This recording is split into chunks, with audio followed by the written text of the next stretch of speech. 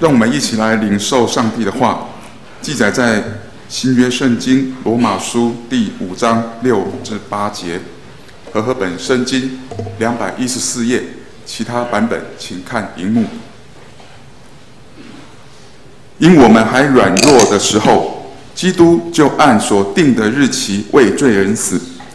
为义人死是少有的，为人人死或者有敢做的，唯有基督在我们还做罪人的时候为我们死，神的爱就在此向我们显明了。这时我们要请本堂郑牧师来讲道，所要讲的题目是耶稣与现代人，第一讲耶稣与罪人，耶稣与罪人。我们同心来祷告。慈悲的阿爸父神，我们感谢你带领我们平安经过一个礼拜，特别昨天是我们台湾的大日子，因为我们有重要的选举，我们有总统选举，我们有立法院成员的选举。我们感谢主，让我们的选举的过程非常的和平，也见证了用民主所有百姓有选举权百姓他们做出的决定，在每个人的心中有不同的感受，但是我们都要带到主你的面前，因为主你让这件事情就这样子和平的有结果出来，我们都要领受这个结果，因为主你允许它，就是这个结果。我们同样用感恩的心来献上彼此，来献上感恩。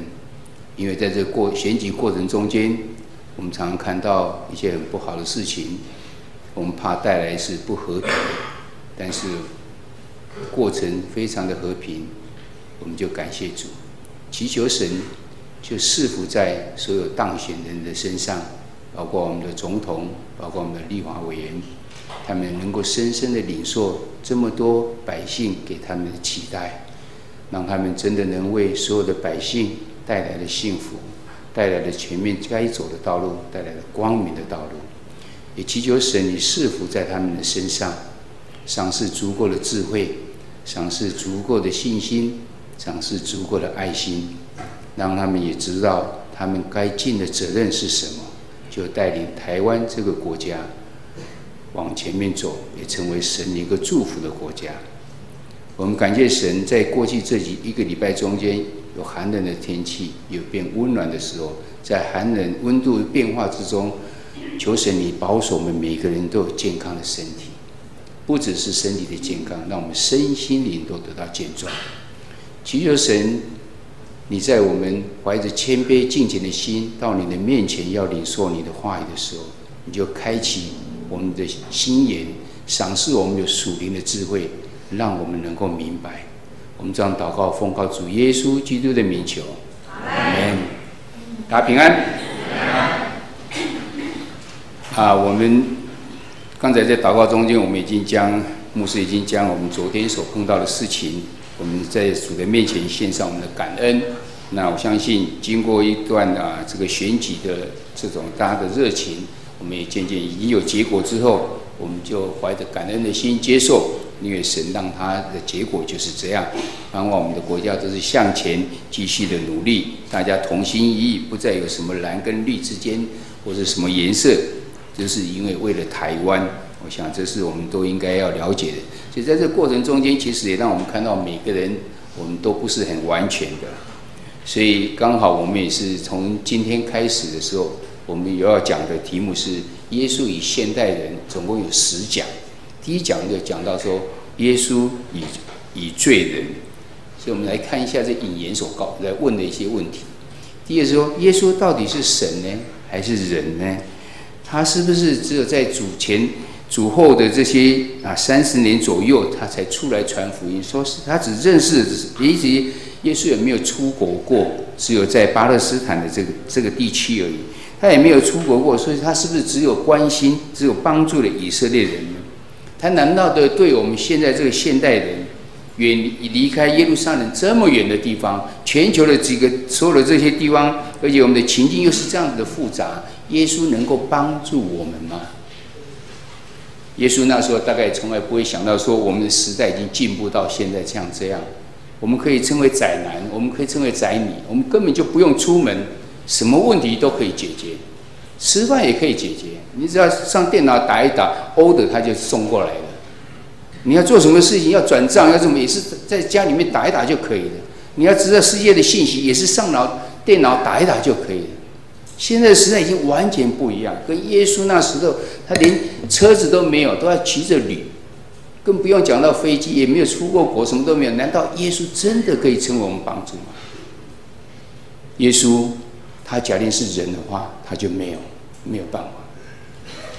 但是耶稣是神，他是神的儿子，然后降世成为人之后来帮助人。在地面上他是人，受到人的肉体的限制。所以耶稣也会生气，耶稣也会饿，耶稣也会流眼泪，耶稣也会忧伤。所以他是100%的人在地面上的时候，但是他也是100%的神。所以假定他是神，他就说不受这些限制。我们总有10个议题要讨论，耶稣跟这些人他是如何的互动，如何的帮助呢？这10个是：第一个是罪人，第二个是病人。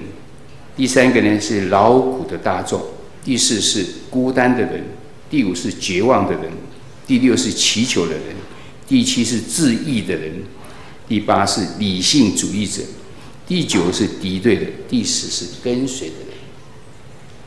我们在往后的几周里面呢，总共有10讲会讲到这几个。我们不可能是其中的一个而已，我们有很多是很多项把它合起来的。我们也都是罪人，我们也常常在生病，我们有时候也是非常孤单的，我们也是有劳苦的大众，很多这方面都是有的。但耶稣如何去帮助这些，如何跟这些人有互动呢？首先，我们现在了解耶稣。耶稣我们应该对他很熟，但是你有没有曾经非常深入的去了解呢？第一个，耶稣他是在主前4年，大家都说是主后的1年，就是耶稣诞生。但是后来从历史中间的一些记载，例如说希律王他曾经杀了2岁以下的这些婴孩，这个历史上有记载。去看的时候，那个年份并不是在耶稣诞生的主后的1年是2年，而是在主前的时候。所以后来有人历史家就做了修正，主后那个1年并不是主耶稣诞生，而应该是在主前的4年。以现在来看的主前4年才是耶稣诞生的。然后他在主后的30年的时候被钉十字架，他死在十字架的这个酷刑上。但是主耶稣有复活了，他要是没有复活的话呢，我相信就不值得我们去敬拜他，或者是去向他以他为我们的救赎主。那如果能知道他复活，这也是存在很多人的心中，耶稣到底有没有复活？我们看我们的圣经，马太福音、马可福音跟路加福音，他们约略是在主后的60年的时候写出来的。那耶稣在主后的30年死，所以假定那时候是20岁的人呢，在马可福音、马太福音、路加福音写出来的时候，他只不过是50岁左右而已。要是这个书是乱写的话，他们一定会反驳。何况在耶稣在坟墓的时候是罗马兵丁在看守的，那些罗马兵丁也可以反映给罗马政府，也会将这种莫名其妙的这种书信呢，把他们推翻掉，个不可能的事情。但是经过这么多年来，我们知道都没有人可以反驳掉这些事情。圣经上也讲到，耶稣复活之后给很多人看见，甚至一次给500多个人看见。所以没有办法反驳掉这件事，所以我们知道耶稣的复活，还有空的坟墓等等这些呢，都在的证明呢，耶稣真的复活了。他要是没有复活的话，我们顶多把他看成是一个圣人而已。他有很多很好的教导，这样子而已，但是他并不值得我们去敬拜他。所以耶稣复活了，所以他是一个生命的主。生命的主当然是不会被死亡所局限住了。这是第一个我们要了解的，耶稣是100%的神，也是100%的人。耶稣是死而复活的。第二个呢，耶稣他是超越时空的耶稣。耶稣的复活呢，他道成肉身，所以显然在以前他就存在了。然后在道成肉身那一段时间在地面上，之后他复活之后，他继续活着，所以这是永恒的。所以我们以为我们是现代人，耶稣离我们2000年前，所以他大概不知道我们，不认识我们，或是不知道我们的情形。No， 耶稣知道，从有世界开始，一直到怎样以后，永永远远的存在。所以对我们这些所谓的现代人呢，他当然能够跟我们有所互动，能够成为我们的帮助。耶稣跟现代人的这个系列是要做什么？我们是要靠着在耶稣在传道的这个3年多的中间呢，我们看到他跟很多人有建立的一些关系，他建立的关系，还有他对当时候的那个看法，还有他当时很多事情他的行事的准则是怎样，我们从那边要去了解。因为耶稣是永恒的，所以那时候是这样子，是现在也必是这样，以后也仍然是这样。所以我们看到一个结论，就是说耶稣他是这样，他是怜悯你的，他是爱你的，而且要帮助我们的这些所谓的现代人。耶稣出来传道30年，他到底是总共活多少？圣经中其实是很少资料可以去看到的。耶稣30岁出来传福音的时候，是在路加福音第3章23节，只有那一节写到而已。写到耶稣出来传道的时候呢，约略30岁。那传了多久呢？我们也看不到啊。圣经没有讲说他传了几年之后，后来就被钉十字架。只是圣经中间提到，耶稣曾经经过3个逾越节，逾越节1年才一次，就跟我们现在的过年一样。所以耶稣至少传了3年，在经过他被钉十字架的时间是在逾越节之后的一段时间。所以我们知道他大概是传了，一般我们都讲他是传了3年半。耶稣跟现代人来讲，他以前存在，现在存在，以后仍然是要存在。那我们第一讲是要讲到说，耶稣跟罪人，罪人到底是讲谁呢？圣经里面说，在罗马书的第3章23节说，因为世人都犯了罪，亏缺了神的荣耀。世人都犯了罪。所以耶稣以罪人这个议题，其实在讲我们每一个人，我们每一个人都是罪人。今天牧师不是在特别讲哪一个人，乃是讲我们所有的人，因为世人都犯了罪，亏缺了神的荣耀。耶稣他降世为人，就是因为我们都是罪人，所以他降世的为人。那他是要如何来帮助我们这些罪人呢？我们一起来看今天的经节，我们一起来念来。因我们还软弱的时候，基督就按所定的日期为罪人死，为义人死是少有的，为人人死或者有敢做的，唯有基督在我们还做罪人的时候为我们死。神的爱就在此向我们显明。重要点是在第8节章，唯有基督在我们还做罪人的时候为我们死，神的爱就在此向我们显明了。这些罪人到底是谁呢？罪人有好几种的罪人，我们今天讲的至少有4种情形，我们一定是在那其中的情形之一。第一个情形是呢，是在记载在路加福音第8章第3节到第11节，那边记载说有一个行淫的被抓到了。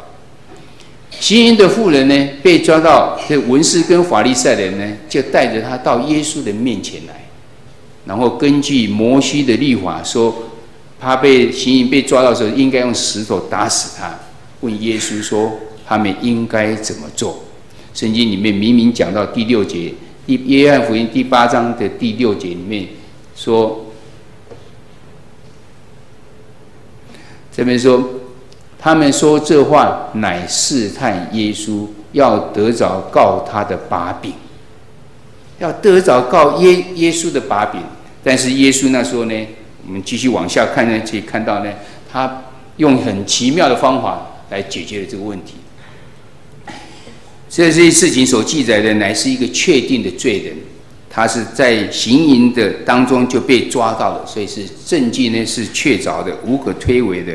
那没有借口的一个现行犯，然后根据世人跟律法来看待的时候呢，他是该死的。照摩西的律法来讲，甚至是用石头要打死他。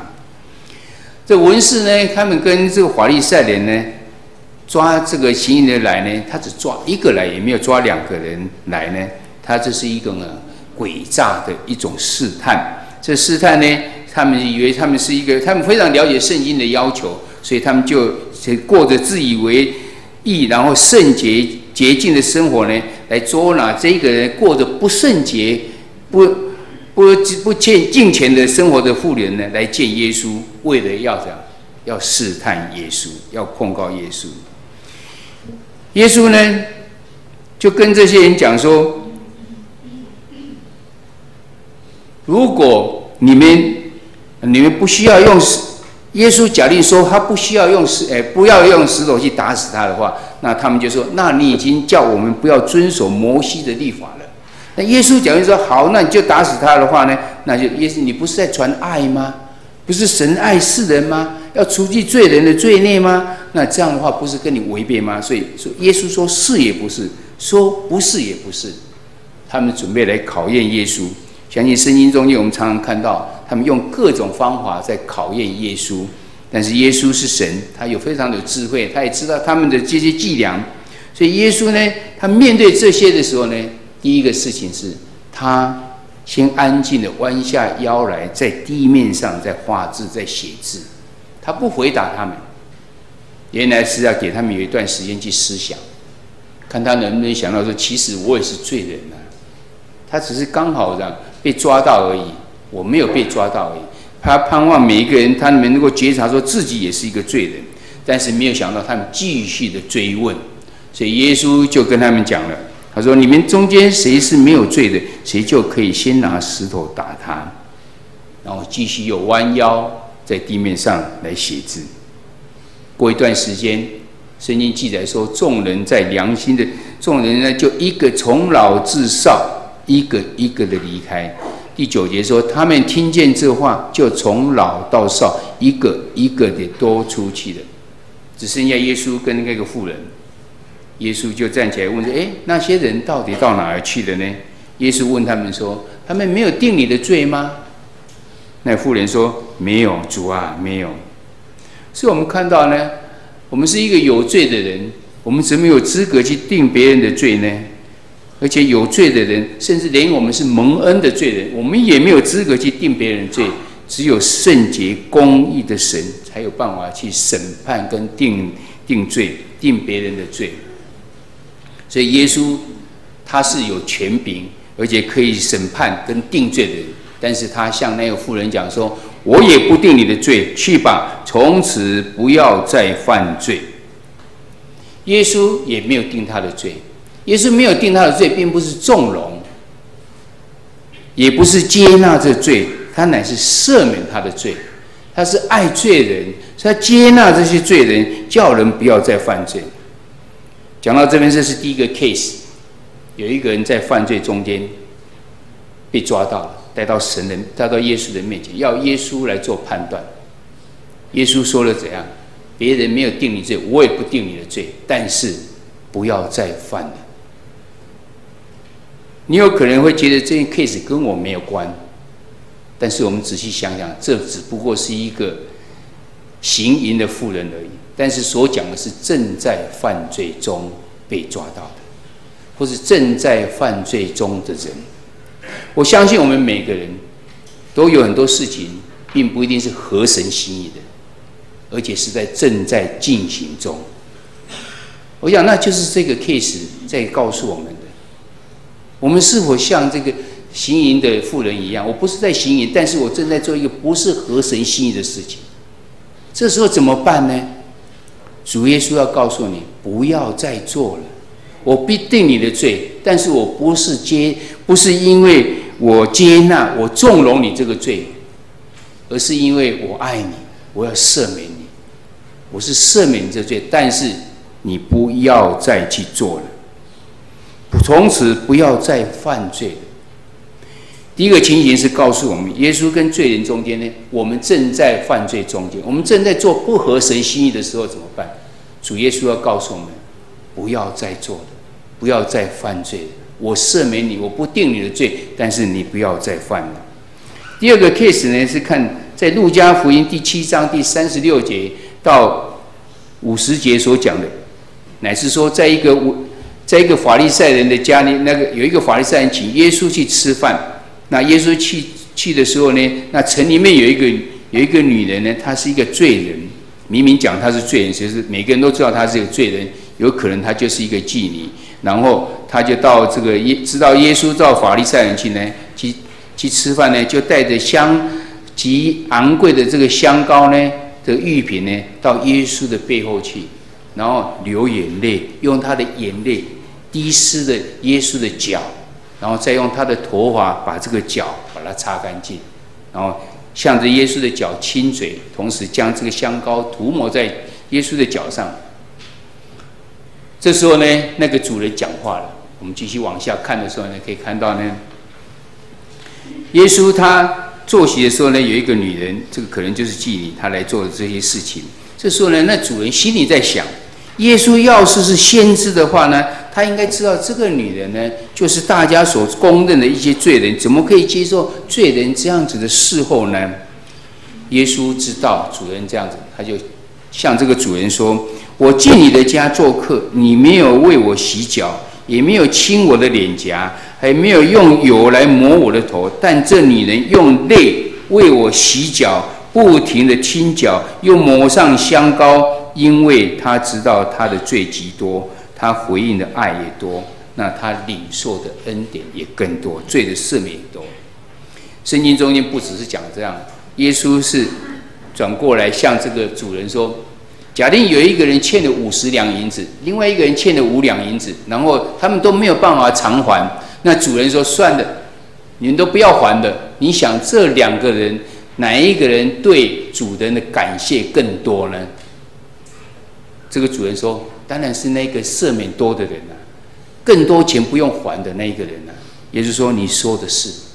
然后才转向那个妇人，告诉这个主人说：你看他犯了这么大的罪，你们都认为他是一个罪人，他犯这么多的罪，但是他今天所做的是一个爱的表现，表示说他的罪已经得到的赦免，而且是赦免了很多，所以他才做了这么多。我们要是了解到巴勒斯坦那个地方，耶路撒冷在2000年前的时候，那时候根本没有柏油路，没有水泥路，一切都是这个泥土路，而且以前人穿的鞋子就是现在的凉鞋。所以他们走到一段路的时候，到一个人家里面，第一件事情就是要洗脚。我们还记得耶稣第一个行的第一个神迹，就是在门口的那些水缸，把它水变为酒。为什么门口都有水缸呢？因为就是要洗脚。洗完脚之后，这些主人们还应该还做了很多的事情，包括他们的握手礼式，他们是用亲脸颊的方式等等，有些很遵从客人的方式。这个法利赛人请耶稣去，竟然这些通通没有做。而这个妇人，已经犯罪的妇人，她觉得她罪非常重的人，她到主人面前来做这些事情了。耶稣告诉主人这样之后，就转过来对那个妇人说：你的罪赦免了，你的信救了你，平平安安的回去吧。当然，这时候那些众人呢，还有一些人会议论说：耶稣怎么有权柄去赦免人的罪呢？但是那女人的罪已经得到赦免了，已经平平安安的回去。这个跟我们有什么关系？我们深深的知道，我们刚刚讲的那个行义的是说，我们正有些事情是一些不合神心。现在讲的是怎样？我们做过的事情已经有不合神心意的，我们知道这是不对的，怎么办呢？就像这个妇人一样，他是公认的一个罪人，大家都认为他是一个坏人。他怎么做？他知道耶稣在这个地方，我就去耶稣的地方，我就流着泪，我忏悔，为我的罪忏悔，我不说一句话都没有关系，因为耶稣是神啊，他知道啊，他知道我的心意是什么。他在主的面前，将他深深的懊悔、深深的悔改，用他的行为表现出来。当我们已经有做过一些不是合神心意的，我们知道它是不好的。你你能够知道神会赦免这些事情吗？会，就像这个妇人到耶稣的背后的地方做这些事情，不说一句话，从头到尾没有说一句话。耶稣告诉他：因为你的爱多，因为你的行为出来，就表示你的爱多，表示你已经领受了很多的赦免，你才有这些爱出来。你圣经回去看，不是因为他得到赦免，所以他的爱，他圣经里面写的非常清楚，是这样说的。所以我告诉你，他许多的罪都赦免了，因为他的爱多。看到他所行出来的就知道他的罪已经得到赦免了。对我们很大的提醒。你真正要是说我们为了不合神的心意，我们要认罪的话，是怎样子认罪？口头认罪吗？不够的。我们有没有行为显示出来？我真的是得到赦免，所以我能够有这么多的爱能够行出来。有这么多的爱出来之后，后面经济就说，因为他的爱多，后面接着说，但那赦免少的，他的爱就少。你到底是被赦免多呢，还是被赦免少呢？这件事情重点是在他的罪得到赦免，但是其他这些人，法利赛人只是讲说，耶稣你怎么有权柄来赦免人呢？而不是关心到一个人的罪已经得到赦免。我们要是不是像正在犯罪中间，那我们有可能以前有很多事情，每一个人都有很多事情都是不合神心意，要怎么办呢？路加福音这段时间告诉我们，你就到神的面前，你深深的悔改，你真正深的悔改，你的行为显示出来你的爱多的时候，你的赦免就多。这是第二个 case， 让我们看到耶稣跟罪人中间的第二个情形。第三个情形呢，记得在路加福音第5章27节到32节，那边记载的，耶稣看见税吏利未坐在他的这个税关上的时候，他就呼召他说：“你跟从我来，你跟从我来。”那以前的制度呢，因为以色列人是受罗马政府所管，他们已经没有国家了。那罗马政府怎么去收这个税呢？他用的方法就是好像包这种工程一样，给一个人，谁愿意来包这个工程哈？我愿意的话，那你这个地区给你大概要缴100万，好，那我就缴100万。但是我回去怎么收呢？他并不管你，所以回去收的话，一定不会收100万，收200万、300万、400万、500万都可能。所以后来我们看到那些撒该，他后来说，我要是欺骗的人，我就还他多少倍，就是这个样子。所以在当时，没有人愿意跟这些税吏在一起的，认为他们是剥削我们自己的百姓的人，所以显然是一个罪人。他们用这种欺诈的手段来去敛财的。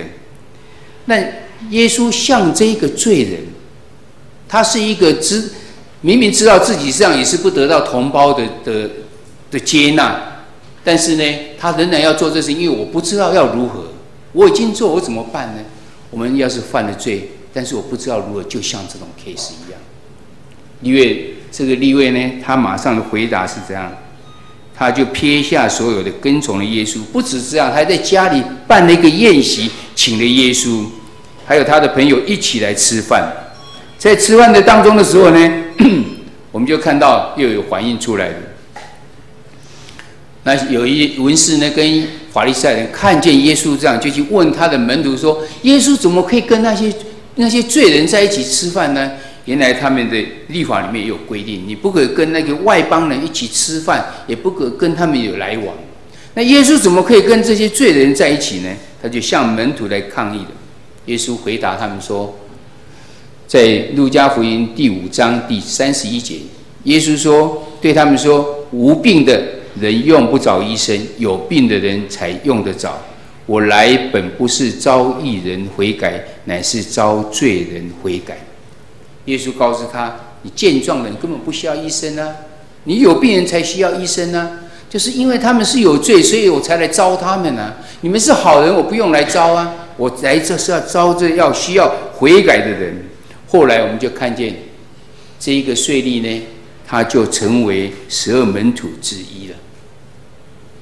这个情形呢，是告诉我们，我们有可能，我们其实不是可能，我们每一个人都是罪人，但是我不知道我的罪要如何得到赦免，如何有这种永生的盼望呢？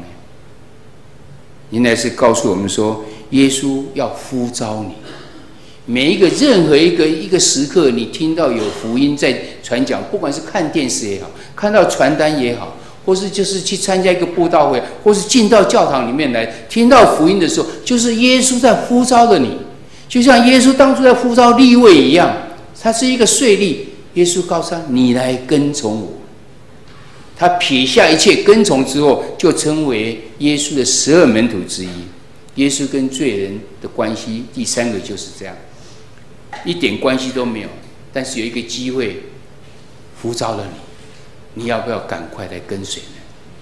第四个 case 呢，是在路加福音23章的39节到43节里面，这个经节大家也非常的熟，是告诉我们说，耶稣被钉十字架的时候，有2个人跟他一起钉十字架，这2个会钉十字架，显然是罪非常的重，才会被钉十字架。一个钉在耶稣的左边，一个钉在耶稣的右边。其中的一个就讥笑了这耶稣，说：“你不是基督吗？那你应该救我们，也救你自己呀。”这时候，另外一个就告诉他说：“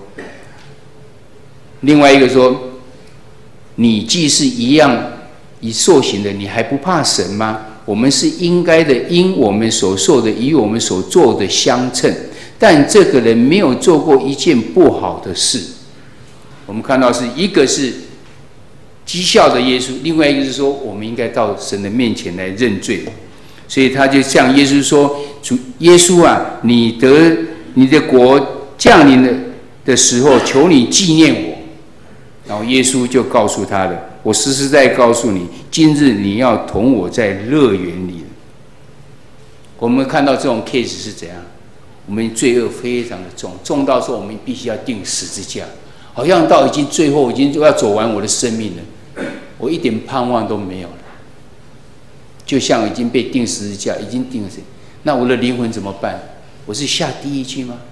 在我们的法律跟我们的律法来讲呢，受的刑罚就是应该受的，你没有什么第二个条件，没有什么特色，什么都没有了。但是在生命的灵魂的审判中间，要告诉我们，你要是相信耶稣的救恩的时候，他就要邀请我们到他的乐园去。纵使在最后的那个1秒的时候，这仍然是有效的，只不过你白白浪费了这么多年来，你生活在不平安、不喜乐的当中。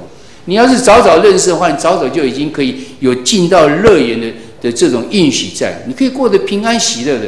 我们不必像这个人、这个犯人一样，最后1秒钟才来得救。你可以早早就能够得救了。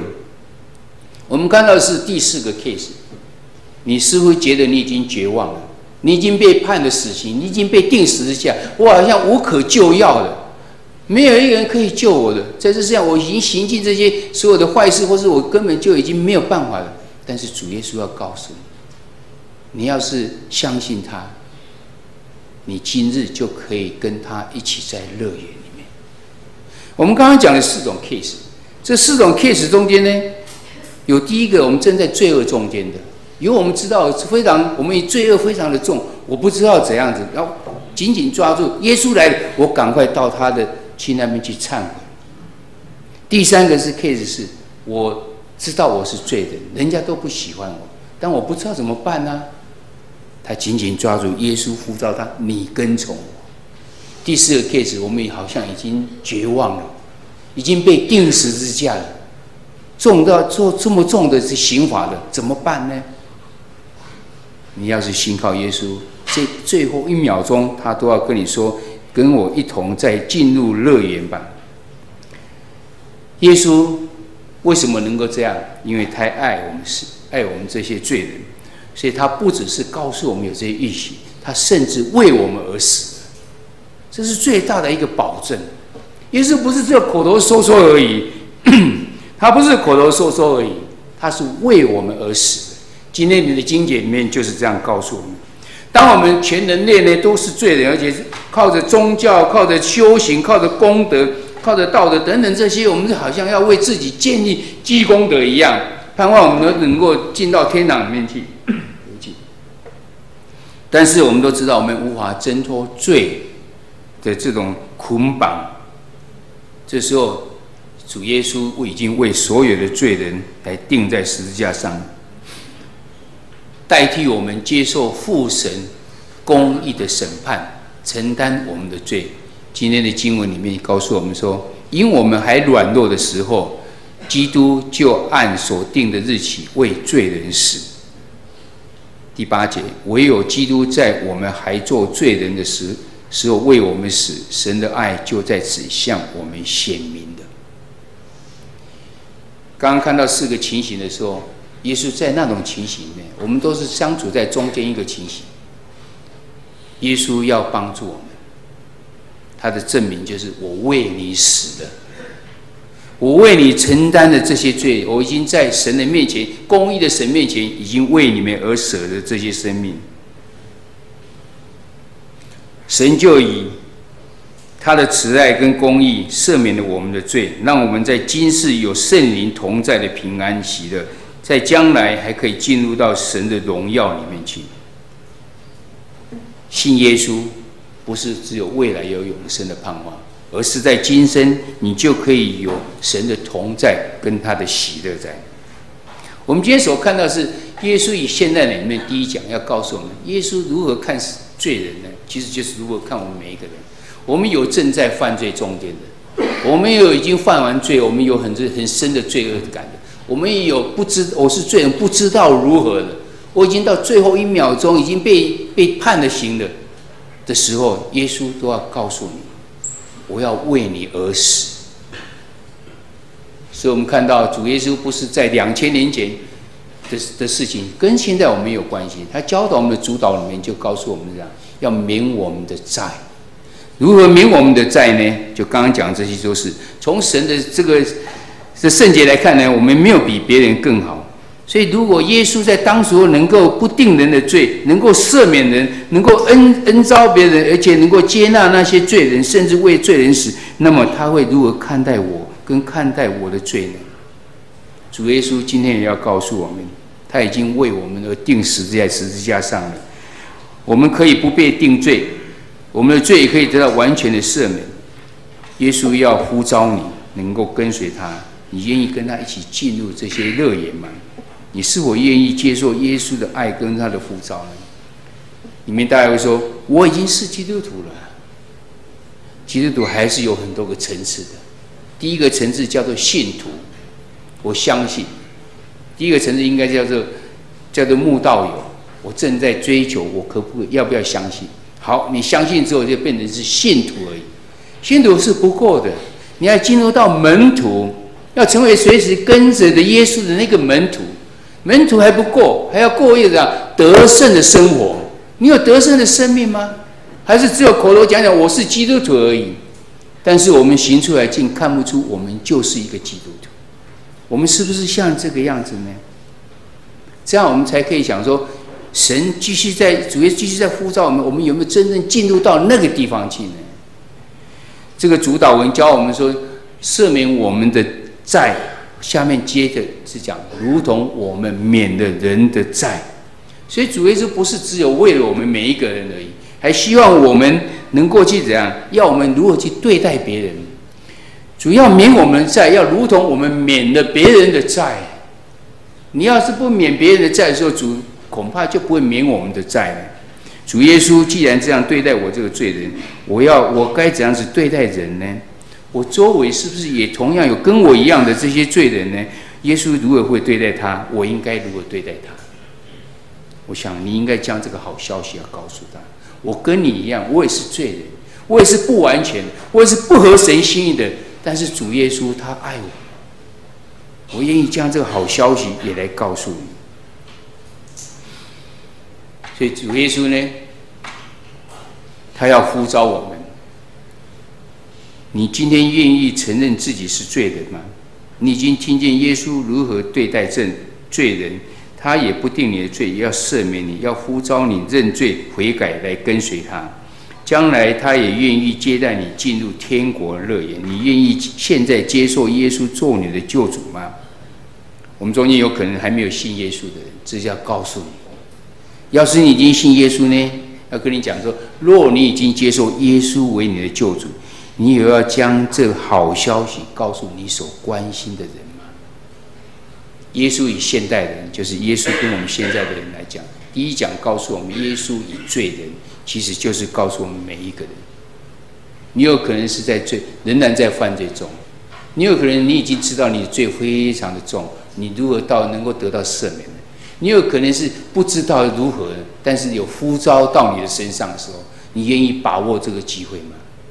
你在最后已经绝望没有办法的时候，你信靠了耶稣，耶稣说：“你今日要跟我一起在乐园里。”为什么耶稣能够这样讲？因为他为罪人而死。盼望耶稣不是只有我们了解说我信耶稣而已，他是你生命中间环环相扣的一个人。你的生命要是没有因为他而得到改变的话，耶稣对你来讲就没有任何意义在。耶稣跟现代人里面，第一讲耶稣与罪人，就是耶稣与你我。耶稣是不是在你的生命中间真正改变你的生命吗？盼望在2012年的时候，我们一开始就思考到这个问题，在今年中间，我们更能够走出合神心意的生活。我们同心来祷告。慈悲的阿爸父神，我们感谢你，因为你知道我们世人都是罪人，你知道我们也没有办法靠自己能够得救，所以你就差遣主耶稣道成肉身，为我们世人的罪流宝血在十字架上。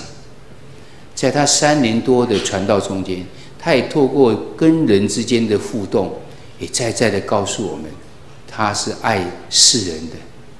他要对那些在犯罪中的，或是已经犯罪知道自己不对的，或是知道自己是不受欢迎的，但是不知如何是人，不知如何做的人，或是在最后已经绝望的时候，主耶稣都要告诉他，他要恩召他，他要赦免他，他要不定他的罪，他要邀请他一同到乐园里，因为主耶稣你为我们而死。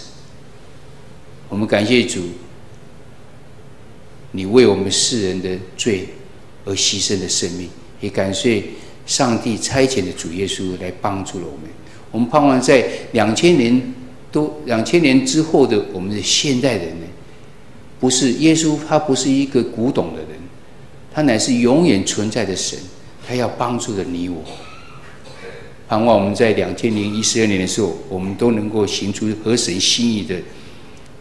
能够合神心意，成为合神心意的人，让我们所作所为都能够荣神益人。献上我们的感恩与祈求，这时候我们要一起用新的诫命来成为我们跟主之间新的立约。你要尽心、尽性、尽意爱主你的上帝，这是诫命中的第一，且是最大的。其次也相仿，就是要爱人如己。这2条诫命是律法和先知一切道理的总纲。